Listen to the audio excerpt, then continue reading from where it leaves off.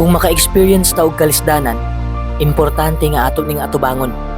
Kinahanglan natong dawaton nga ang mga pagsulay kay hinungdanon nga bahin sa atong kinabuhi. Mauni mo palig-on nimo, mauni mo bag-o sa imong panghunahuna. Imbis mangutana ka kung nganong ako pa man. Pangutana imong kaugalingon kung unsa man imong mahimo karon para mapalambo ni nga sitwasyon. Permi kang naay choice nga motuo sa proseso sa imong kinabuhi. Sa mga higayon nga grabe na jud kalisod, angay natong hinumduman nga kani nga higayon mula bayra. Sama sa ulan, dili magdugay. Ang adlaw mo sidlak pag-usab. Makasiguro ta nga naa ni dala nga kaayuhan sa atong kinabuhi. Naa kay choice nga motuo sa Dios nga siya mo suporta ug mo provide nimo. Ayaw wad ay mong paglaom. Tuo nga ang kahayag mo balik ra. Samtang gaginhawa pa ka, makasukol pa ka.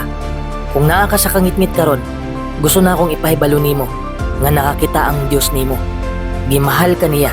Bisan unsa pa kalisod, deserve nimong malipay ug kabalo ko nga makaya nimo ni. Maong ayaw wad ay mong paglaom.